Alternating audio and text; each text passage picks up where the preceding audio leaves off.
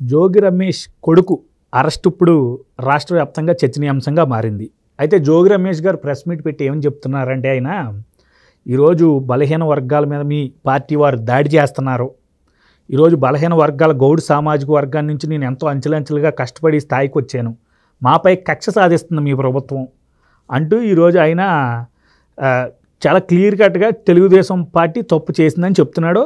ఒకవేళ నేను నిజంగా ఆ తప్పు చేస్తుంటే నేను రోడ్డు మీద ఊరేసుకోవడానికి కూడా సిద్ధం, తల తీసుకుని పక్కనెట్టుకోవడానికి సిద్ధం అని ఆయన ఈరోజు ఒక స్టేట్మెంట్ ఇవ్వడం జరిగింది. దీని మీద మీ స్పందన ఏంటి? మరి ఈ జోగి రమేష్ గారి వైఖరి మీద మీ మొత్తం ఒపీనియన్ ఏంటి? ముందరగా ఇప్పుడు నేను ఏదో రోడ్డు మీద ఊరేసుకుంటాను, రోడ్డు మీద ఇంకోటి ఏదో తల తీసి పక్కన పెడతాను అంటున్నాడు. అంటే ఇది మా మాట కాదండి, ప్రజలు అనుకుంటున్నారు అదేదో చేసేసుకోరాదరా నాయన శను వదిలిపోతుంది అనుకుంటున్నారు. ఇక్కడ ఇంకో విషయం, మీరు ఏమంటున్నారు అని అంటే ఏదో కక్ష సాధింపు చర్యల్లో భాగంగా చేశారు తెలుగుదేశం వాళ్ళు, నేను ఏదో గౌడ సామాజిక వర్గం నుంచి వస్తే నేను ఎదిగితే చూడలేకపోతున్నారు. ఎదగడం అంటే ఏంటో చెప్పమంటారా? ఇవాళ తెలుగుదేశం పార్టీలో అంచెలంచెలుగా ఎదుగుతూ ప్రజలకి సేవ చేస్తూ ఎన్నో ఏళ్లుగా ఒక ఎమ్మెల్యేగా సేవలు చేస్తూ ఎక్కడికక్కడ ఎవరు ఆపదలో ఉన్నారు అని అంటే అక్కడికి వెళ్ళి వాళ్ళకి సేవ చేసుకునేటువంటి అనగాని సత్యప్రసాద్ గారు తెలుసా? ఆయన వాళ్ళ రాష్ట్రానికి ఒక మంత్రిగా వచ్చారు. ఎంత బ్రహ్మాండంగా అంటే గ్రౌండ్ లెవెల్లోకి వెళ్ళి ఎంత బ్రహ్మాండంగా పనిచేస్తున్నారు అనేటువంటిది అందరూ చూస్తున్నారు అటువంటి విషయం. ఎదగడం అంటే సామాజిక వర్గం, ఎదగడం అంటే అది. అంతేగాని ఎదగడం అంటే పచ్చి బూతులు తిట్టడం, లేకపోతే పక్క పార్టీ వాళ్ళని ఇష్టారీతిన మాట్లాడేసేయడం, లేకపోతే ప్రతిపక్ష నాయకుడి ఇంటి మీదకి దాడికి వెళ్ళడం, రాళ్ళు కర్రలు లేకపోతే పెద్ద పెద్ద బండరాళ్ళు తీసుకొని ఒక ఏమంటారంటే కార్లు వేసుకొని వెళ్ళిపోయి, లేదండి నేను ఉత్తిగా వాళ్ళే అధికారంలో ఉన్నప్పుడు ఇదంతా నేను ఉత్తిగా రిప్రజెంటేషన్ ఇవ్వడానికి వచ్చాను, ఇవాళ చెప్పాడు దానికి రీజనింగ్ కూడా. ఏదో అయ్యన్న పాత్రుడు గారిట ఏదో అంటేట ఈయనకి అసలు బీపీ పెరిగిపోయి ఇట్లా కాదని చెప్పేసి వెళ్ళి చంద్రబాబు నాయుడు గారికి రిప్రజెంటేషన్. మీ జీవితంలో ఎప్పుడైనా సరే ఏ పొలిటికల్ అనలిస్ట్ అన్న అడగండి, లేకపోతే ఏ పొలిటికల్ పార్టీ లీడర్ అన్న అడగండి, లేకపోతే ప్రజలను అడగండి, రిప్రజెంటేషన్ ఇవ్వడానికి రాళ్ళు కర్రలు పెద్ద పెద్ద రాడ్లు తీసుకుని వెళ్తారా అండి? వేల సంఖ్యలో జనాల్ని తీసుకుని వెళ్తారా అండి? ఎవడికి చెప్తున్నాడు? కక్ష సాధింపు అంటే ఏంటో నిజంగా కూడా చెయ్యాలి అని అనుకుంటే, వాస్తవానికి కూడా నిజంగా చెప్తున్నాను, చెయ్యాలి అనేటువంటి అంటే వాళ్ళకు ఉన్నటువంటి ఆలోచన విధానం, వాళ్ళకు ఉన్నటువంటి బిహేవియరల్ ఆస్పెక్ట్స్ కనుక మాకు కూడా ఉండుంటే అసలు మేము కూడా ఇలానే ఇప్పుడు జోగి రమేష్ గారు చెప్పినట్టే జగన్మోహన్ రెడ్డి ఇంటికి వెళ్ళి జోగి రమేష్ ఆ రోజున ఇలా చేశాడు, లేకపోతే నిన్నగాక మొన్న ఇలా మాట్లాడాడు అని చెప్పి మేము కూడా కార్లు రాడ్లు అన్నీ తీసుకుని వెళ్ళి మేము కూడా రిప్రజెంటేషన్ ఇచ్చేవాళ్ళం. మేము మా ప్రభుత్వం వచ్చి ఎన్ని రోజులు అవుతుంది, ఏ రోజునన్నా సరే ఎక్కడైనా సరే ఒక్క తప్పుడు మాట మా ప్రభుత్వంలో ఉన్నటువంటి వాళ్ళు ఎవరన్నా మాట్లాడారా? మంత్రి పదవుల్లో ఉన్నటువంటి వాళ్ళు ఎవరన్నా మాట్లాడారా? ఒక్క తప్పుడు పదం మాట్లాడాలా? ఒక్క తప్పుడు పని చేయలేదు. చట్టం తన పని తాను చేసుకుపోతుంది. ఇప్పుడు నాకు ఒక విషయం చెప్పండి, అరెస్ట్ చేసింది ఎవరు? అగ్రిగోల్డ్ భూముల విషయమే వద్దాం మనం, let's get in to the topic. Arrest చేసింది ఎవరు? ఎందుకు అరెస్ట్ చేశారు? 87 సర్వే నెంబర్లో ఉండవలసినటువంటి అగ్రిగోల్డ్ భూములు ఏవైతే జప్తులో ఉన్నాయో ఆ భూముల పక్కనే 88 సర్వే నెంబర్లో భూమి కొని తర్వాత అధికారులను అండగా తీసుకొని అధికారులను ఒక రకంగా భయపెట్టారో ప్రలోభ పెట్టారో ఏం చేశారు అనేటువంటి దాని మీద విచారణ జరుగుతుంది. కానీ అధికారులను అక్కడ పావులుగా వాడుకొని, లేదు సర్వే నెంబర్ తప్పుగా పడింది అని చెప్పి 87 సర్వే నెంబర్లో భూములను నేను కొన్నాను అని చెప్పి ఎందుకు రిజిస్టర్ చేయించుకున్నాడు? రిజిస్టర్ చేసి అమ్మేయారు కూడా. ఎందుకు రిజిస్టర్ చేయించుకున్నాడు అసలు ఫస్ట్ ప్లేస్లో? జప్తులో ఉన్న భూముల మీద అసలు క్రయ విక్రయాలు ఉండవే నాకు తెలిసి. జోగి రమేష్కి ఈ మాత్రం కామన్ సెన్స్ లేదా, బుద్ధి లేదా? జగన్మోహన్ రెడ్డిని పక్కన కూర్చోబెట్టుకొని పెద్ద పెద్ద సభల్లో ఎంత వల్గర్గా మాట్లాడాడు అనేటువంటిది మనందరికీ తెలుసు కదా. సో ఆబ్వియస్గా బుద్ధి లేదని అయితే మనందరికీ తెలుసు, కానీ ఈ మాత్రం కూడా కామన్ సెన్స్ లేదని నాకు ఇవాళే అర్థమైంది. బాధితుడు కంప్లైంట్ చేయబట్టే ఇది ఎంత దాకా వచ్చింది. నేనేమంటానంటే ఇందులో ప్రభుత్వానికి ఏం సంబంధం అంటున్నా.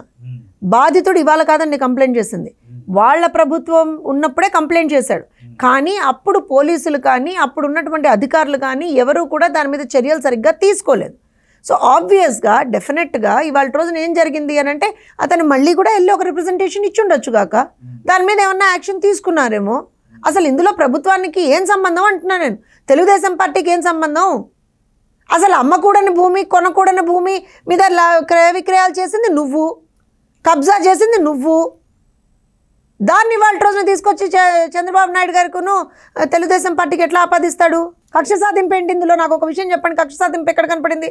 కక్ష సాధింపే ఉండుంటే మా ప్రభుత్వం వచ్చినటువంటి మరుక్షణం ఏ రకంగా అయితే జోగి రమేష్ చంద్రబాబు నాయుడు గారు ఇంటి మీదకి వెళ్ళాడో అదే రకంగా మేము కూడా వెళ్ళగలిగే వాళ్ళం కదా. కక్ష సాధింపే అయితే ఇన్ని రోజులు ఎలా ఉన్నారు మీరు? మరి కక్ష సాధింపు చేయాల్సినటువంటి అవసరం మాకు లేదు, అంత టైము మాకు లేదు. ఎందుకంటే మీరు 5 సంవత్సరాల్లో రాష్ట్రంలో చేసినటువంటి వినాశనం ఎంత ఉంది అని అంటే దాన్ని కరెక్ట్ చేసుకుంటూ వెళ్ళడానికే మాకున్నటువంటి ప్రతి ఒక్క నిమిషం ఇదైపోతుంది. అయితే అగ్రిగోల్డ్ ఈ మొత్తం వ్యవహారం ఈ యొక్క ల్యాండ్ టైటిలింగ్ యాక్ట్ కూడా ముడిపడింది.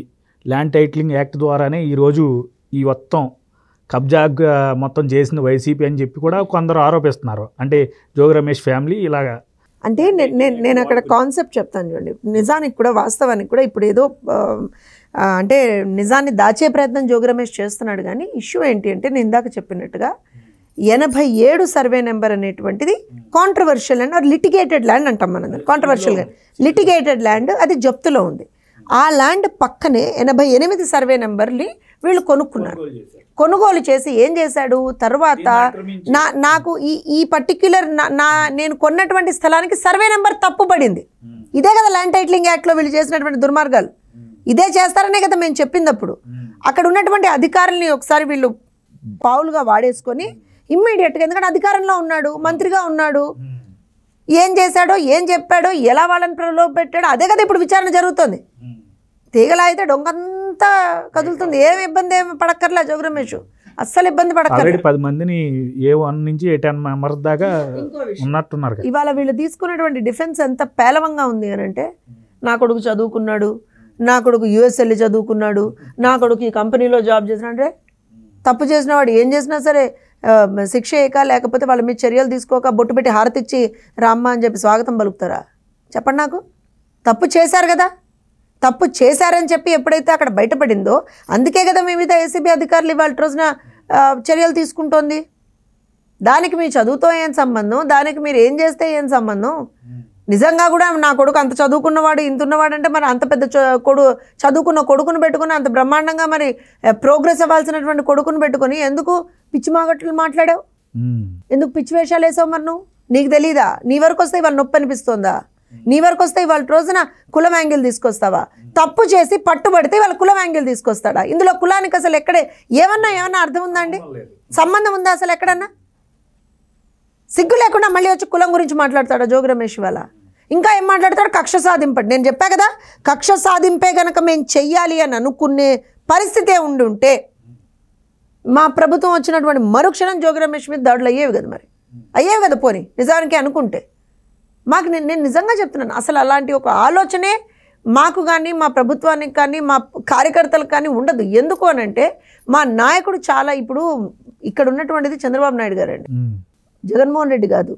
నిండు సభలో వాళ్ళ ఎలక్షన్ క్యాంపెయినింగ్ సభలో సౌమ్యుడు, మంచివాడు, అంతంత మాత్రమే ఆర్థికంగా ఉన్నవాడు అని ఏ జోగి రమేష్ గురించి అయితే చెప్పాడో ఆ జోగి రమేష్ నిలబడి అక్కడ అసలు మనం ఉచ్చరించకూడనటువంటి పదజాలం, వాస్తవానికి కూడా బూతులే లిటరల్గా ఎలా పడితే అలా మాట్లాడి అంటే ఊర కుక్కలు, ఊర పందులు, పిచ్చి కుక్కలు ఈ రకంగా మాట్లాడాడు. ఇంకా నేను కొన్ని పదజాలను నేను వాడలేదు. అట్లా మాట్లాడిన తర్వాత దగ్గరకు వస్తే షబ్బాష్ అని చెప్పి వెన్ను తట్టి ప్రోత్సహించాడు ఎవరు? జగన్మోహన్ రెడ్డి. అలానే ఇదే జగన్మోహన్ రెడ్డి చంద్రబాబు నాయుడు గారి ఇంటి మీదకి జోగి రమేష్ దాడి చేశాడు. దాన్ని దాడి అంటారండి. రిప్రజెంటేషన్ ఇవ్వడానికి రావడం అంటారు, దాన్ని దాడి అంటారు. నేను ఇందాక చెప్పినట్టుగా రాళ్ళు, రప్పలు, పెద్ద పెద్ద కర్రలు అన్నీ తీసుకొని దాడికి వస్తే ఆ క్షణంలో నాకు తెలిసి జగన్మోహన్ రెడ్డి తర్వాత నాకు తెలిసి నియర్ ఫ్యూచర్లోనే చాలా ఐ థింక్ 1 మంత్లోనో ఎప్పుడో 2 నెలల్లోనో ఇమ్మీడియట్గా షబ్బాష్ జోగి రమేష్, బ్రహ్మాండమైనటువంటి పని చేసావు, ప్రతిపక్ష నాయకుడు ఇంటి మీదకి దాడికి వెళ్ళావంటేనే నువ్వు ఇంకా వైఎస్ఆర్సీపీ పార్టీలో నువ్వు అత్యున్నతమైన స్థానానికి వెళ్ళిపోతావని చెప్పి పిలిచి బొట్టు పెట్టి మంత్రి పదవి ఇచ్చాడు. అది వాళ్ళ నాయకుడు. కానీ ఇక్కడ ఉన్నటువంటిది చంద్రబాబు నాయుడు గారు, కూటమి ప్రభుత్వం. ఇక్కడ ఎవరికీ కూడా చట్టాన్ని తన చేతిలోకి తీసుకునేటువంటి అధికారము లేదు. అట్ ద సేమ్ టైం ఎక్కడా కూడా ఏ విధమైనటువంటి ఇల్లీగల్ యాక్టివిటీస్ చేసేటువంటి అధికారం ఉండదండి. ఎస్, మాకు కోపం వస్తే అవునండి ఇలా అన్నాడు, ఇప్పుడు నాకు నిజమే కోపం అండి. జోగి రమేష్ అంటే విపరీతమైనటువంటి కోపం. ఎందుకనంటే ఒక పొలిటికల్ లీడర్గా ఏ రకంగా ఎవరు ఉండకూడదు అనేటువంటి దానికి నిలువెత్తు నిదర్శనం జోగి రమేష్. కానీ ఇంతసేపు మీరు నాతో మాట్లాడుతున్నా కూడా నేను ఒక తప్పుడు పదజాలం కానివ్వండి, ఒక తప్పుడు మాట కానివ్వండి జోగి రమేష్ మీద మాట్లాడలేదు. ఎందుకంటే అది మా నాయకుడు మాకు పెట్టినటువంటి లిమిటేషన్. సో ఒక నాయకుడు ఎలా ఉంటాడో, ఒక నాయకుడి వల్ల ఒక పార్టీ ఎంత అంటే మంచి స్థానానికి వెళ్తుందా లేకపోతే ప్రజలు అసహించుకునేటువంటి ఒక స్థానానికి వస్తుందా అనేటువంటిది కేవలం నాయకుడి మీద డిపెండ్ అయి ఉంటుంది. ఇవాళ అలాంటి డిపెండెన్స్ ఏదైతే మనం చూస్తున్నామో కేవలం జోగి రమేష్ లాంటి కొంతమంది యాంటీ సోషల్ ఎలిమెంట్స్ అంటారండి. నేను అంతకు మించినటువంటి ఒక పదాన్ని వాడడానికి కూడా నేను ఇబ్బంది పడుతున్నాను. యాంటీ సోషల్ ఎలిమెంట్స్ అంటారు వీళ్ళందరినీ. సో ఖచ్చితంగా వీళ్ళు చేసినటువంటి ఇల్లీగల్ కార్యక్రమాలు, ఇల్లీగల్ యాక్టివిటీస్ అన్నిటి మీద కూడా చర్యలు ఆబ్వియస్గా తీసుకుంటారు కదా. అరెస్ట్ అయ్యే అవకాశం ఉంటుందంట. తప్పు చేస్తే ఎవరైనా అరెస్ట్ అవుతారు. అంటే A2 కింద తన పేరే ఉంది. తప్పు చేస్తే ఎవరైనా, మళ్ళీ చెప్తున్నాను, జోగి రమేష్ ఉంది, జగన్మోహన్ రెడ్డి ఉంది. జోగి రమేష్ ఉంది, జగన్మోహన్ రెడ్డి ఉంది. ఎవరైనా సరే తప్పు చేస్తే కూటమి ప్రభుత్వంలో ఖచ్చితంగా చర్యలు తీసుకుంటుంది ఏ డిపార్ట్మెంట్ ఆ డిపార్ట్మెంట్ వైజ్గా.